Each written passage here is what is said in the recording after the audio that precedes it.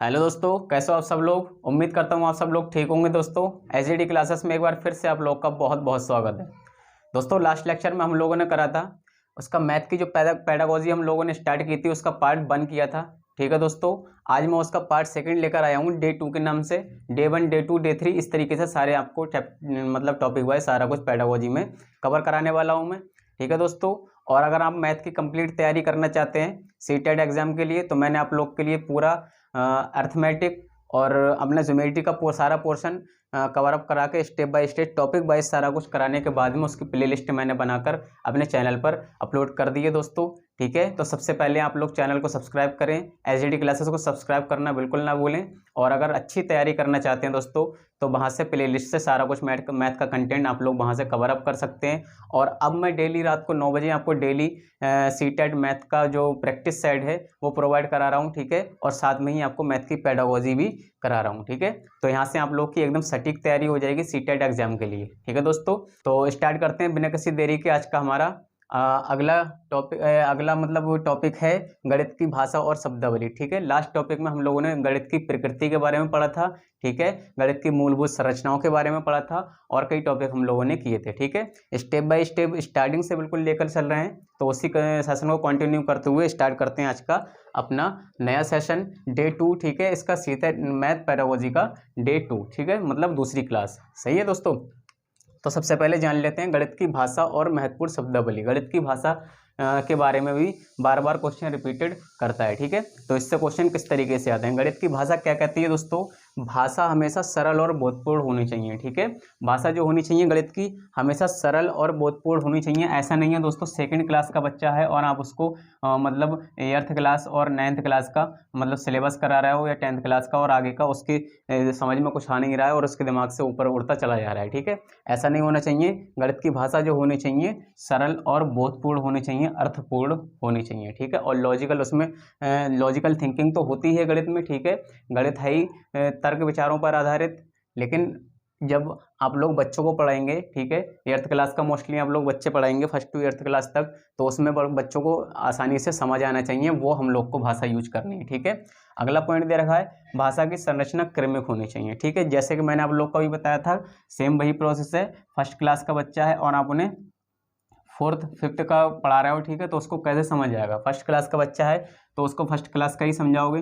पहले 1st class का पढ़ेगा, फिर 2nd का पढ़ेगा, फिर 3rd का पढ़ेगा, फिर 4th का पढ़ेगा। तो किसी न किसी हिसाब से क्रम में हम लोग को उसको पढ़ाना चाहिए। ठीक है, सबसे पहले हम लोग को नंबर्स की नॉलेज अगर देंगे, नंबर्स की नॉलेज देनी चाहिए, फिर उनका एडिशन कराना चाहिए। ठीक है, फिर उसका एडिशन कराना चाहिए, फिर उसका सब्ट्रैक्शन कराना चाहिए। ठीक है दोस्तों, इस तरीके से सारा कुछ करना चाहिए। और जब एडिशन और सब्ट्रैक्शन होने के बाद में डिवीजन मल्टीप्लिकेशन भी हम लोग कराएंगे, मतलब स्टेप बाय स्टेप सारा कुछ हम लोग लेकर चलेंगे। ऐसा नहीं है कि बच्चों को पहले से संख्याओं का ज्ञान कराने के बाद डायरेक्ट हम लोग डिवीजन पर उसका काम कराएंगे, उससे भाग के सवाल कराएंगे। ठीक है दोस्तों, ऐसा नहीं, सबसे पहले उसको जोड़ना सिखाएंगे, घटाना सिखाएंगे, उसके बाद मल्टीप्लिकेशन और डिवीजन कराना सिखाएंगे। ठीक है, जब आप यहाँ पर बोर्ड मास रूल आपका काम नहीं करने वाला दोस्तों। ठीक है, जब हम लोग बच्चों के हिसाब से बात करेंगे। और अगला पॉइंट दे रखा है भाषा बच्चों के मानसिक स्तर के अनुरूप होनी चाहिए। सेम वही प्रोसेस है दोस्तों, एक ही पॉइंट लगभग एक जैसे ही सारा कुछ मतलब इसमें दे रखे हैं और वो सारे कुछ अलग अलग पूछे जाने वाले हैं। ठीक है, क्या दे रहा है? भाषा बच्चों के मानसिक स्तर के अनुरूप होनी चाहिए। मानसिक स्तर के अनुरूप बच्चों की नॉलेज के अकॉर्डिंग होनी चाहिए। अगर 1st क्लास का बच्चा है तो उसको 1st क्लास के हिसाब से ही हम लोग सिखाएंगे। ठीक है, LKG का बच्चा है तो उसको LKG के हिसाब से ही सिखाएं। ऐसा नहीं आप लोग उस पर प्रेशर डाल रहे हैं या कुछ भी कर रहे हैं। तो NCF 2005 भी कहता है दोस्तों कि बच्चों को ऐसी कोई भी भाषा नहीं सिखानी चाहिए जो उसके मानसिक स्तर के अनुरूप ना हो। ठीक है, और NCF 2005 ये भी कहता है दोस्तों कि हमेशा बच्चों को खेल खेल में बच्चों को मतलब भाषा सिखाएं या पढ़ना लिखना सिखाना चाहिए। जैसे कि खेल खेल में कैसे कि स्कूल के ज्ञान को बाहरी वातावरण से जोड़ना। ठीक है, ये भी NCF कहता है। तो वही सब कुछ दे रखा बच्चों, भाषा बच्चों के मानसिक स्तर के अनुरूप होनी चाहिए, मतलब उसके मेंटल एबिलिटी जो होती है, उसके मानसिक क्षमता जो होती है उसके अनुरूप होनी चाहिए हमेशा भाषा। ठीक है, अगला पॉइंट दे रखा भाषा हमेशा बच्चों के दैनिक जीवन से संबंधित होनी चाहिए। ठीक है, जैसे कि मैंने आप लोग को बताया था NCF 2005 कहता है दोस्तों कि स्कूल को हमेशा क्या दैनिक जीवन से संबंधित होनी चाहिए। स्कूल को हमेशा बाहरी वातावरण से यानी बाहरी ज्ञान से जोड़ना चाहिए, ठीक है, बच्चों के बाहरी वातावरण से जोड़ना चाहिए बच्चों की शिक्षा को। वहीं दे रखा है भाषा हमेशा बच्चों के दैनिक जीवन से संबंधित होनी चाहिए। भाषा उसको ऐसी समझाने वाला उसका तरीका ये होना चाहिए कि खेल खेल में उसके दैनिक जीवन से अगर कोई पोजीशन फंस रही है कहीं पर कि 2 2 4 हैं, तो हम लोग ऐसे कह सकते हैं कि अब आपके परिवार में 2 भाई हैं 2 बहनें हैं, तो 2 भाई और 2 बहनें मिलकर 2 2 4 हो गए। मतलब ऐसे बाहरी जीवन से उसको जोड़कर सिखाना चाहिए, ठीक है, कुछ ना कुछ तरीके से।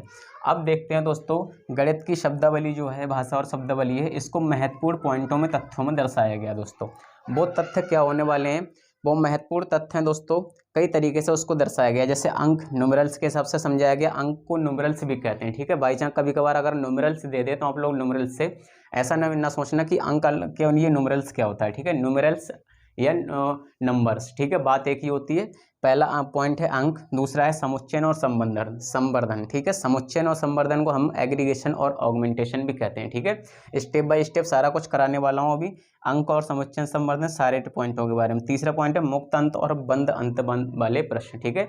ओपन एंडेड क्वेश्चन और क्लोज एंडेड क्वेश्चन क्या होते हैं, इसके बारे में भी सारा कुछ पढ़ने वाले हैं हम लोग। इसके बाद आते हैं रचनात्मक, निदानात्मक और योगात्मक आकलन, ठीक है। आकलन क्या होता है, मोस्ट इंपॉर्टेंट, सबसे ज़्यादा इसमें इंपॉर्टेंट अगर पॉइंट हैं तो ये 2 हैं दोस्तों, ठीक है, मुक्तंत बंदंत और रचनात्मक, निदानात्मक और योगात्मक आकलन, फॉर्मेटिव, समेटिव और डायग्नोस्टिक असेसमेंट, ठीक है। तो बिना किसी देरी के स्टार्ट करते हैं, हम जान लेते हैं आज का हमारा इसका गणित की भाषा और शब्दावली, ठीक है। इससे रिलेटेड हमारा पहला इसका जो पॉइंट है अंक, न्यूमेरल्स क्या होते हैं, ठीक है दोस्तों।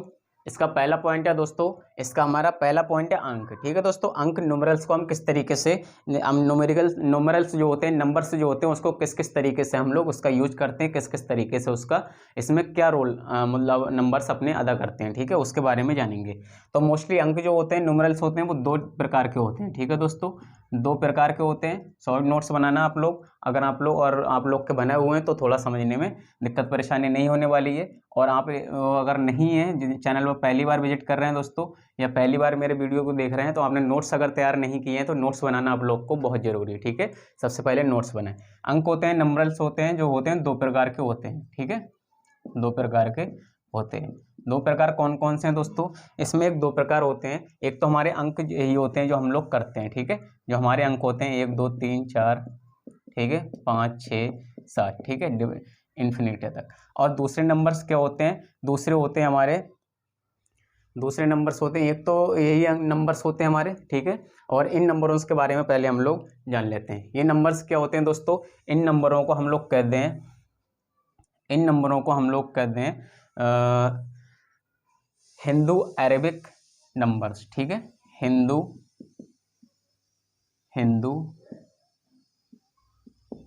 अरेबिक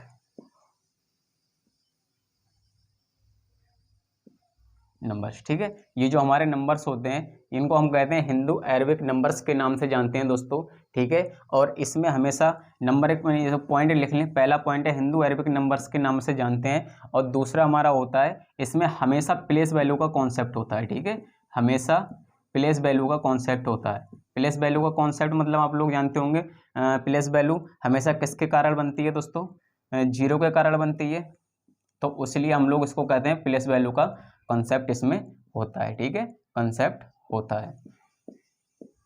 सबसे ज़्यादा मोस्ट इंपॉर्टेंट इसका पॉइंट यही है कि इसमें जो होता है प्लेस वैल्यू का कंसेप्ट होता है। और प्लेस वैल्यू जो भी होती है, जो प्लेस वैल्यू का कंसेप्ट जो भी होता है वो 0 के कारण होता है, ठीक है। प्लेस वैल्यू का कंसेप्ट पूछ लेगा कभी कभी किसके कारण होता है, तो प्लेस वैल्यू का जो कंसेप्ट होता है दोस्तों, वो हमेशा 0 के कारण होता है, 0 के कारण, ठीक है, 0 के कारण होता है, ठीक है दोस्तों। ये होता है हमारा मतलब इसमें तो हम लोग अगर 0 लगा दें तो ये हमारी कौन सी वैल्यू बन जाएगी, 0, ठीक है, पूर्ण संख्या बन जाती है। पूर्ण नंबर हम लोगों ने नंबर्स पढ़े हैं, ठीक है, प्राकृतिक नंबर जो भी हम लोगों ने मैथ्स में पढ़े हैं, तो उसमें मतलब जब तक 0 नहीं लगता है तो 0 से पहले तो वो प्राकृतिक नंबर्स होते हैं। और जीरो लगते ही वो पूर्ण संख्या होती हैं। तो पूर्ण संख्या पूर्ण कब होती है, तो वही है प्लेस वैल्यू के कारण मतलब उसका अर्थ कंप्लीट होता है अगर इसमें जीरो नहीं लगेगा दोस्तों, ठीक है। जो हमारे नंबर्स हैं 1 2 3 4, इसमें अगर जीरो हटा देंगे हम, तो जीरो हटाने के बाद में इनकी कोई वैल्यू है दोस्तों, इसकी कोई वैल्यू नहीं है, इसकी प्लेस वैल्यू बिल्कुल मतलब निल हो जाएगी दोस्तों, ठीक है। और इस पर इसका कोई मतलब नहीं रहने वाला, तो जीरो के कारण ही इसकी प्लेस वैल्यू का कॉन्सेप्ट इसमें लगता है। तो कोई कभी भी पूछ लेता है कि प्लेस वैल्यू का कॉन्सेप्ट किस में होता है, ठीक है, हिंदू अरेबिक नंबर में होता है या रोमन नंबर में होता है, ठीक है। एक तो ये है और एक ये है हमारा रोमन नंबर्स, ठीक है। रोमन नंबर्स आप लोग जानते होंगे, रोमन नंबर्स, इसके बारे में भी हम लोग अभी डिस्कस करने वाले हैं, ठीक है। हमसे पूछेगा कि प्लेस वैल्यू का कंसेप्ट किस में होता है, हिंदू अरबिक नंबर्स में होता है या रोमन नंबर्स में होता है, ठीक है। तो हम लोग सीधे से कह देंगे Roman number Hindu Arabic numbers में प्लेस वैल्यू का कंसेप्ट हमेशा होता है। पूछ लेगा किसके कारण होता है, तो कह देंगे कि जीरो के कारण प्लेस वैल्यू का कंसेप्ट होता है, ठीक है। दूसरा हमारा इसमें नंबर्स आते हैं रोमन नंबर्स, ठीक है। तो रोमन नंबर्स भी यहीं देख लेते हैं दोस्तों। रोमन नंबर्स क्या होते हैं हमारे, इस तरीके से हम लोग जो लगाते हैं, ठीक है, 3 4, ठीक है, 5 डैश इस तरीके से जो हम लगाते हैं, इसमें इसको हम रोमन नंबर्स कहते हैं, ठीक है। कभी कभार आप लोगों से सीधे रोमन नंबर्स के बारे में पूछ लेगा कि 50 दिया है, 50 को हम लोग मतलब रोमन नंबर्स में कैसे लिखेंगे, ठीक है। इस तरीके से पूछ लेगा 100 दिया है, 100 को हम रोमन नंबर्स में कैसे लिखेंगे, ठीक है। तो अब मैंने आप लोग के लिए एक मतलब एक कॉन्सेप्ट बनाया है, ठीक है, जिसमें आप लोग को 10 100 50 10 50 100 500 और 100 का मतलब आप लोग को रोमन नंबर आसानी से याद हो जाएंगे। 2-4 बार आप लोग करेंगे, ठीक है। एक होता है एक्स, ठीक है दोस्तों, क्या क्या क्या लिखे हुए हैं, एक होता है एक्स, होता है एक्स, एक होता है एक्स, एक होता है एल, एक होता है सी, एक होता है डी, एक होता है, ठीक है। इसको आप 2-3 बार जब पढ़ोगे तो आप लोग को 2-3 बार जब आप लोग इसको रिपीट करोगे, एक्सेल CDM एक्सेल CDM, ठीक है, एक्सेल CDM एक्सेल CDM, तो सारा कुछ आप लोग को कंप्लीट याद हो जाएगा। जैसे एक्स होता है और 10 को हम लोग एक्स कहते हैं, एल जो होता है 50 को एल कहते हैं, सी जो होता है 100 को सी कहते हैं, ठीक है, डी जो होता है 500 को डी कहते हैं, और एम जो होता है और 1000 को एम कहते हैं, ठीक है। कभी कभार मोस्टली इन 4-5 जो नंबर्स हैं, इसको छोड़कर पहले को 10 को तो कोई नहीं पूछता, इन 4 को मोस्टली आप लोगों से बार बार रिपीट कर लेगा। कभी आप लोगों से पूछ लेगा कि 4000 पूछ लेगा तो 4 एम लगा देंगे, ठीक है। तो 1000 पूछ लेगा तो सीधा सिंपल 1 एम लगा देंगे, ठीक है, इस तरीके से। कभी आप लोगों से 300 पूछ लेगा तो 3 बार सी लगा दोगे, ठीक है, इस तरीके से। इसलिए आप लोग को मोस्टली एक्सेल CDM इनके बारे में तो कुछ ना कुछ याद होना जरूरी है, ठीक है, इतना तो आप लोग को पता होना चाहिए, ठीक है। और इसके कुछ इंपॉर्टेंट पॉइंट हैं वो भी हम लोग देख लेते हैं, ठीक है। रोमन नंबर्स जो होते हैं, ठीक है, ये मतलब रोमन भाषा उसी से नंबर्स लिए गए। इसमें क्या होता है, प्लेस वैल्यू का कंसेप्ट इसमें जो होता है, ठीक है, प्लेस वैल्यू का कंसेप्ट जो होता है इसमें, प्लेस वैल्यू का कंसेप्ट इसमें नहीं होता, ठीक है, इसमें प्लेस वैल्यू का कंसेप्ट नहीं होता, ठीक है दोस्तों। रोमन नंबर्स जितने भी होते हैं इसमें प्लेस वैल्यू का कंसेप्ट नहीं होता है। इसमें दोस्तों हमारा हिंदू अरेबिक नंबर्स जो होते हैं, जो हमारे 1 2 3 जो हम लोग मतलब हिंदी नंबर्स जो है हमारे, उसमें हमेशा प्लेस वैल्यू का कंसेप्ट होता है और इसमें प्लेस वैल्यू का कंसेप्ट नहीं होता है, ठीक है। इसमें सेकंड नंबर हमने क्या लिखा था, थर्ड नंबर, इसको फर्स्ट नंबर इसका लगा था, इसको हिंदू अरेबिक नंबर्स कहते हैं और इसको रोमन नंबर्स कहते हैं। पहला नंबर इसका ये डाल सकते हैं पॉइंट, ठीक है। इसका सेकंड पॉइंट हमने लिखा था, इसको हमेशा प्लेस वैल्यू का कंसेप्ट होता है, इसमें प्लेस वैल्यू का कंसेप्ट नहीं होता है, ठीक है, जस्ट अपोजिट होता है। इसमें दिया, इसमें प्लेस वैल्यू जीरो के कारण होती है, जब इसमें प्लेस वैल्यू होती ही नहीं है तो जीरो का कोई इसमें मतलब नहीं बनता, ठीक है दोस्तों। तो सेकंड इसका पॉइंट लिख लेंगे, इसमें जीरो का कोई मतलब नहीं होता, ठीक है। या तो आप लिख लें, इसमें प्लेस वैल्यू का कोई मतलब, इसमें प्लेस वैल्यू का कोई रोल नहीं होता है, ठीक है दोस्तों। सीधे से इसमें लिख लेंगे आपकी, इसमें प्लेस वैल्यू का कोई रोल नहीं होता, मतलब कोई मतलब नहीं होता, ठीक है। तो ये तो हुई हमारी अंकों की बात। अब सेकंड इसका ऑप्शन सेकंड नंबर देख लेते हैं, इसका समुच्चयन और संवर्धन, ठीक है दोस्तों। इसका अगला पॉइंट देख लेते हैं दोस्तों। अगला पॉइंट दे रखा है हमारा समुच्चयन और संवर्धन, जिसे हम कहते हैं एग्रीगेशन एंड ऑगमेंटेशन, ठीक है दोस्तों। इसमें एग्रीगेशन और ऑगमेंटेशन में क्या क्या कारण हो सकते हैं। नंबर ए हम लोग देखेंगे समुच्चयन एग्रीगेशन, ठीक है। एग्रीगेशन को हम लोग किस तरीके से पहचानते हैं, जैसे एग्रीगेशन में दिया होगा हमेशा दो चीज़ों को जोड़ना, ठीक है, दो चीज़ों को जोड़ना। हमेशा एग्रीगेशन क्या होगा, जिसमें दो चीज़ों को जोड़ना होता होगा। जैसे कि हम लोग कह सकते हैं कि 2 पेन प्लस का 2 पेन जोड़कर हम लोग के कितने आ गए, इक्वल टू 4 पेन। ठीक है, हमेशा दो चीज़ों को जोड़ने की बात आती होगी, हमेशा आ जाएगा मतलब 4 मैन। ठीक है, मैन को जोड़ लेंगे प्लस का 4 मैन। ठीक है, कितने भी जोड़ सकते हैं, कैसे, इस भी मतलब हमेशा दो चीज़ों को हमेशा इसमें जोड़ने की बात ही आएगी। ठीक है, इसका अगला पॉइंट है, तो समुच्चयन का मतलब ऑगमेंटेशन का, सॉरी एग्रीगेशन का मतलब होता है हमेशा दो चीज़ों को जोड़ना। ठीक है, कोई भी दो चीज़ें हो सकती हैं, जरूरी नहीं दो दो की फॉर्मेट में हो, 2 और 3 की भी फॉर्मेट में हो सकती हैं, 4 5 किसी भी तरीके से हो सकती है, मतलब दो चीज़ों को जोड़ना ही एग्रीगेशन कहलाता है। ठीक है, अगला पॉइंट है इसका, 2 पॉइंट है, समुच्चयन और संवर्धन। समुच्चयन होगा दो चीज़ों को जोड़ना, ठीक है, और होगा संवर्धन। संवर्धन क्या होता है, किसी ऑगमेंटेशन क्या होता है, ठीक है दोस्तों, किसी चीज को मिलाकर बढ़ाना। ठीक है, ऑगमेंटेशन होता है किसी चीज को मिलाकर बढ़ाना। किसी चीज को मिलाकर हम लोग कैसे बढ़ा सकते हैं, इसमें तो होता है, एग्रीगेशन में होता है दोस्तों दो चीजों को जोड़ना। ठीक है, सिंपल दो चीजों को किसी को जोड़ दिया, एग्रीगेशन हो गया। ऑगमेंटेशन क्या कहलाता है, ऑगमेंटेशन होता है जैसे कि दूध में पानी मिलाकर बढ़ाना। ठीक है, दूध में पानी मिलाना। ठीक है, दूध में पानी मिलाना। ठीक है दोस्तों, इस तरीके से हम लोग कर सकते हैं। और जैसे कि पेट्रोल में मिट्टी का तेल मिलाकर आज बहुत सारे लोग बेच रहे हैं। ठीक है, वो भी हम लोग कर सकते हैं। कहीं एग्जाम्पल मिल जाए कि पेट्रोल में मिट्टी का तेल मिलाना। ठीक है, मिट्टी का तेल मिलाने से पेट्रोल की मात्रा बढ़ जाती है। ठीक है, जैसे कि दूध में पानी मिलाने से दूध की मात्रा भी बढ़ जाती है। ठीक है, ये हमारे इसके दोनों पॉइंट हुए। उसमें होता है कि दो चीज़ों को जोड़ना, इसमें होता है किसी चीज़ को मिलाकर बढ़ाना। ठीक है, क्वांटिटी उसकी बढ़ाना।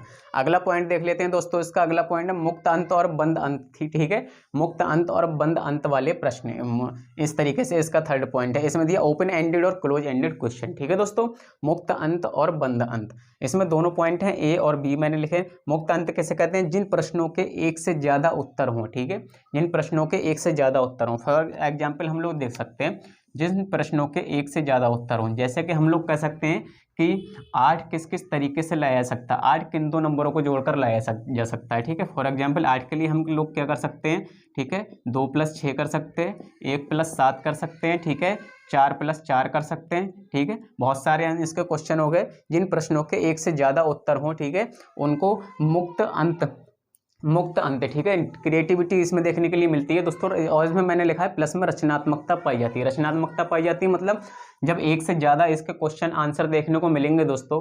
ठीक है, जब एक से ज़्यादा आंसर देखने को मिलेंगे तो बच्चा नई नई चीज़ों को सीखने की कोशिश करेगा। ठीक है, नई नई चीज़ें उससे उसके दिमाग में आएंगी कि 1 और 7 को जोड़ा जब भी हमारा 8 आया। ठीक है, और 2 और 6 को जोड़ा जब भी हमारा 8 आया, 4 और 4 को जोड़ा जब भी हमारा 8 आया। तो नई नई चीज़ें उससे खोज कर रहा है एक हिसाब से। ठीक है, केवल 8 तो ही ला रहा है, लेकिन वो 3 तरीके से 8 को लेकर आ रहा है। ठीक है, नई नई चीज़ें खोज रहा है, क्रिएटिविटी उसकी थिंकिंग बढ़ रही है। ठीक है, क्रिएटिविटी उसमें बढ़ रही है, रचनात्मकता उसकी बढ़ रही है। ठीक है, तो इसलिए कहते हैं कि जिन प्रश्नों में एक से ज़्यादा उत्तर हो उसे ओपन एंडेड, ठीक है, ओपन एंडेड या मुक्त अंत वाले प्रश्न कहते हैं। और इनमें रचनात्मकता और क्रिएटिविटी भी पाई जाती है इन क्वेश्चनों में। ठीक है, तो समझ गए होंगे आप लोग। और अगला क्वेश्चन है बंद अंत। ठीक है, बंद अंत वाले प्रश्न वह होते हैं जिन प्रश्नों के केवल एक ही उत्तर हो। ठीक है, और इसमें रचनात्मकता और क्रिएटिविटी नहीं पाई जाती।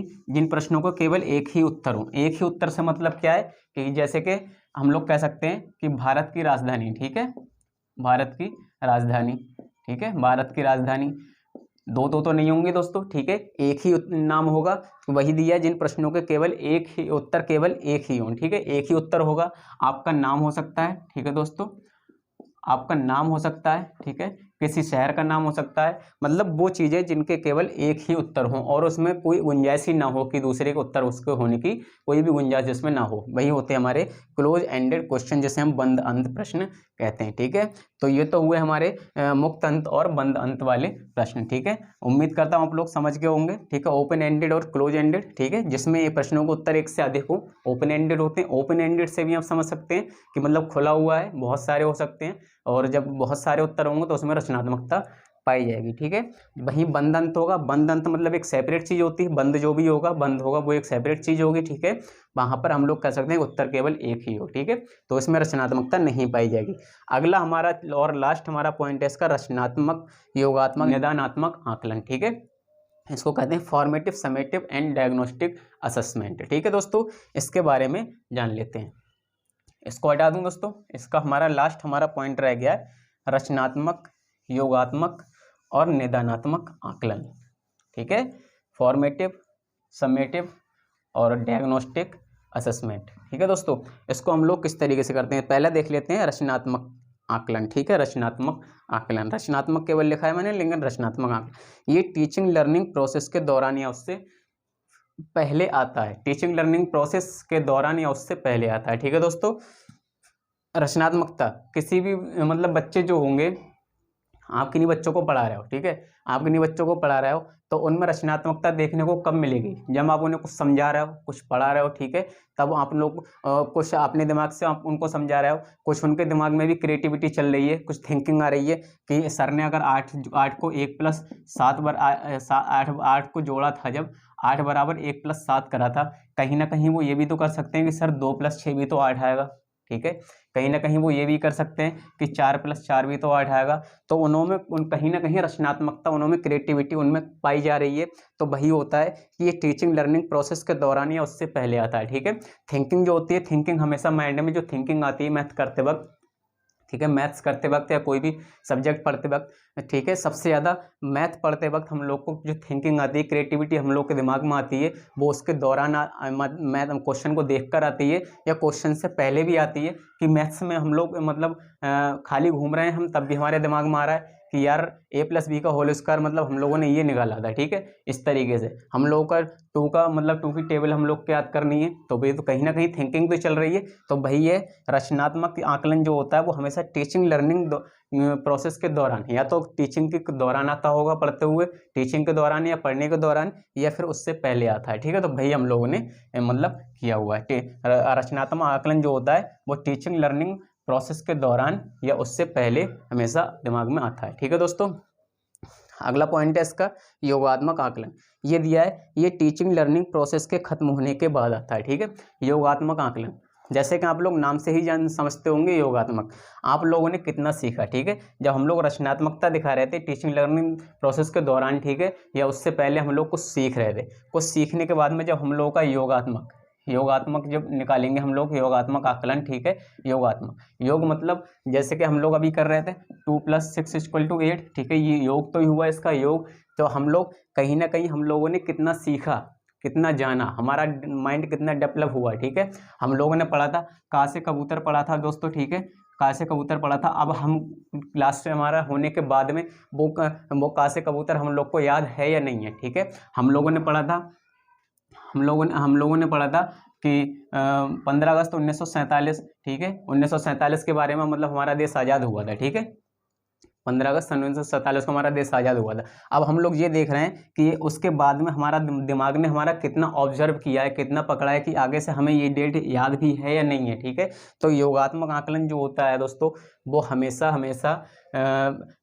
उसके टीचिंग लर्निंग प्रोसेस जो होता है हमारा, उसके खत्म होने के बाद ही हम उसका योगात्मक आकलन निकाल सकते हैं। ठीक है, आपने किसी बच्चे को कितना पढ़ाया और उसके कितनी समझ में आया उसके, आप उससे पढ़ाने के बाद जब पूछोगे, रिपीटेड क्वेश्चन करोगे, जब अगर वो आपको जवाब सही दे रहा है तो आप समझोगे कि हाँ कि मतलब इस बच्चे को कुछ ना कुछ समझ आया है। ठीक है, इसने कुछ ना कुछ ऑब्जर्व करा है, कुछ ना कुछ से याद है, तो वही योगात्मक होता है। उसने एक योगात्मक क्रिया अपनी दिखाई, ठीक है, कि आपने जो पढ़ाया था उसमें से मुझे इतना % कुछ ना कुछ तो समझ में आ गया है, वही होता है हमारा योगात्मक आकलन। ठीक है, इसलिए लिया गया है, ये टीचिंग लर्निंग प्रोसेस खत्म होने के बाद आता है। ठीक है, एक आता है हमारा निदानात्मक, जैसे हम कहते हैं डायग्नोस्टिक असेसमेंट। ठीक है, असेसमेंट दोस्तों बहुत इंपॉर्टेंट असेसमेंट है ये तीनों।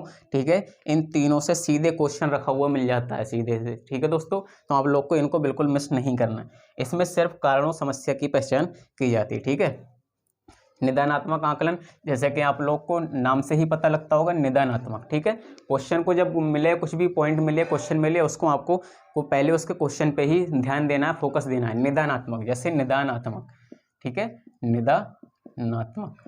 निदानात्मक का मतलब आप लोग अगर इसका संधि विच्छेद करके देखो अपने दिमाग में। ठीक है, निदान का मतलब क्या होता है, किसी चीज़ का मतलब हम लोग को सॉल्यूशन, ठीक है, सॉल्यूशन निकालना, वही तो होता है निदान। निदान करना, निदानात्मक, ठीक है। तो मतलब सॉल्यूशन, हम लोग किसी चीज़ का सॉल्यूशन कब निकाल सकते हैं दोस्तों, ठीक है, जब रचनात्मकता, टीचिंग द लर्निंग प्रोसेस हम लोगों ने कंप्लीट कर लिया होगा अपना, ठीक है, सीख लिया होगा। और योगात्मक, जब हम लोगों ने उसका अपना मतलब जो भी हम लोगों ने सीखा था उसका हमने कंप्लीट प्रोसेस सर को हमने बता दिया होगा कि हम लोगों ने इतना सीखा है, इतना गेन किया है और इतना आप लोग को समझा, मतलब वापस में मतलब सुना दिया है। अगर आप लोग को सुनने के लिए, याद करने के लिए दे दिया तो हम लोगों ने वो रिपीट करके आप लोग को सुना दिया है, ठीक है। अब निदानात्मक, ये सिर्फ कारणों समस्या की पहचान करता है। अब बाई चांस आप लोग को ये पूरा हमारा चैप्टर था, ठीक है, ये पूरा चैप्टर था, इसमें ये कुछ वर्ड ऐसे हैं बीच बीच में जो मतलब थोड़े से कठिन शब्द हैं, ठीक है, थोड़े से कठिन शब्द हैं। आप लोगों ने, बच्चों ने ये सारा कुछ तो याद कर लिया, इसमें से ये सारा कुछ याद कर लिया, लेकिन यहाँ से कुछ ना कुछ ये जो वर्ड हैं, 3 बॉक्स हैं, इसमें कुछ ना कुछ कठिन शब्द भरे हुए हैं, ठीक है, इसमें कुछ ना कुछ कठिन शब्द भरे हुए हैं। अब इन कठिन शब्दों को बच्चा आसानी से नहीं पकड़ पा रहा है, ठीक है, नहीं समझ पा रहा है। तो इन शब्दों को मतलब जब टीचर के सामने वो मतलब ये चीज़ पहुँचेगी कि मतलब ये शब्द क्या हैं, आप लोग पूछोगे उनसे, तो ये आप लोग के लिए एक समस्या है, बच्चों के लिए एक समस्या है कहीं ना कहीं, ठीक है, बच्चों के लिए एक समस्या है, ये जो कठिन शब्द उसमें रह गए समस्या है। इन समस्याओं का समाधान करना, कारणों की पहचान करना, ठीक है। टीचर क्या करेगा डायग्नोस्टिक असेसमेंट में कि बच्चे कहाँ पर अटक रहे हैं, क्या चीज़ में दिक्कत है उन लोगों को पढ़ने में या समझने में, तो उन चीज़ों का समाधान वो करेगा, वही हमारा निदानात्मक, ठीक है, निदानात्मक उसमें निदानात्मक जो हमारा असेसमेंट, ठीक है दोस्तों, कभी कभी ध्यान से उतर जाता है दोस्तों। तो हमारा जो है निदानात्मक मतलब असेसमेंट होता है, ठीक है, आकलन जो होता है डायग्नोस्टिक असेसमेंट, उसमें हम लोग ये टीचर जो होता है बच्चों की कमियों को पूरा करता है, ठीक है दोस्तों। तो एक बार फिर समझेंगे रचनात्मकता क्या होती है, टीचिंग लर्निंग प्रोसेस के दौरान आती है दोस्तों रचनात्मकता, ठीक है, टीचिंग लर्निंग प्रोसेस के दौरान या उससे पहले आती है, ठीक है। माइंड में थिंकिंग आती है और हम लोग को क्या पढ़ना है, क्या समझना है, क्या सोचना है, और मोस्टली मैथ करते हुए कि ये क्वेश्चन हम लोग कैसे कैसे कर सकते हैं, ठीक है। अगला पॉइंट है हमारा योगात्मक आकलन, ये टीचिंग लर्निंग प्रोसेस खत्म होने के बाद आता है, ठीक है। हम लोग योगात्मक आकलन कैसे निकाल सकते हैं कि बच्चों को हम लोगों ने कितना सिखाया और उसको कितना समझ आया, ठीक है, उस तरीके से हम लोग सीधे से इस बात को पकड़ेंगे, ठीक है। निदानात्मक आकलन, इसमें सिर्फ कारणों समस्या की पहचान होती है। अब जितना समझाया हुआ है आपको, उसमें से कहीं ना कहीं कुछ ना कुछ पॉइंट, कुछ ना कुछ तथ्य ऐसे होंगे जिसमें आप लोग फंसते होंगे, आप लोग को समझ ना आते होंगे, ठीक है। आप लोग को जो समझ ना आते हों, जो समस्याएं आपके सामने पैदा होती हों, जो कारण पैदा होते हों, उन्हीं का निदान करना ही निदानात्मक आकलन कहलाता है, जिससे हम लोग डायग्नोस्टिक असेसमेंट कहते हैं, ठीक है दोस्तों। तो उम्मीद करता हूँ आज का सेशन दोस्तों आप लोग को समझ आया होगा। तो इसी के साथ मिलते हैं नेक्स्ट लेक्चर में, इसके डे 3 में, ठीक है दोस्तों, उसमें मैं आप लोग को कराने वाला हूँ। अब हमारा गणित की जो प्रकृति थी दोस्तों और कुछ जो हमारी लैंग्वेज वगैरह थी गणित की, वो सारा कुछ बेसिक क्लियर हो गया 2 लेक्चर में, ठीक है दोस्तों। आगे लेक्चर में अब मैं सीधे से आपको एनसीएफ 2005, ठीक है, और ज्यामिति बेन हीले का ज्यामिति सिद्धांत, ठीक है, ये सारे टॉपिक रह गए हैं, पमीना लाइबैक थ्योरी रह गई है, ठीक है, वो सारे स्टेप बाय स्टेप मतलब आप लोग को सारा कुछ कराने वाला हूँ, ठीक है। तो उम्मीद करता हूँ सेशन आप लोग को समझ आया होगा, ठीक है। और कोई अगर सेशन पसंद आया हो तो दोस्तों में ज़्यादा से ज़्यादा शेयर करना बिल्कुल ना भूलें दोस्तों, ठीक है, और बने रहें चैनल के साथ, ठीक है। मिलते हैं नेक्स्ट लेक्चर में इसके। Goodbye and take care.